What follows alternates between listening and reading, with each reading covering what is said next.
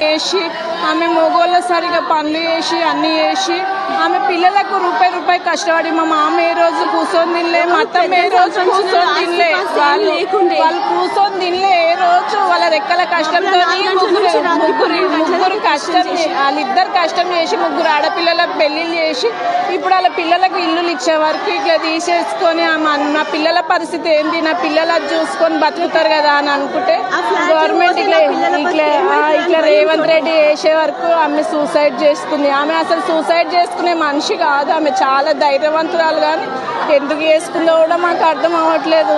ఆమె నా పిల్లలు ఎట్లా, నా కొడుకులు లేకున్నా కానీ నా పిల్లలు మంచిగా ఉంటారు కదా అని అన్నట్టు అనుకుంది. కానీ ఇట్లా వేసుకునే వరకు ఆమె తట్టుకోలేదు. ఇల్లు తీసుకునే వరకు నా పిల్లల పరిస్థితి ఏంది, నా పిల్లలకు కూడా ఆడపిల్లలే ఉర్రు అన్నట్టు ఆమె మనసు మీదకి తెచ్చుకొని చేసేసుకుంది.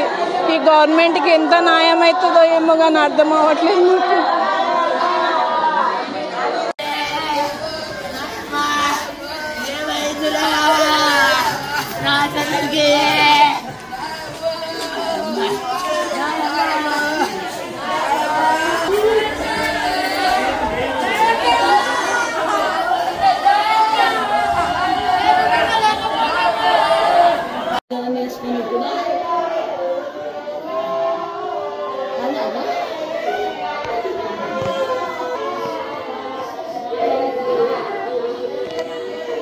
ఎవరు కాంగ్రెస్ గవర్నమెంట్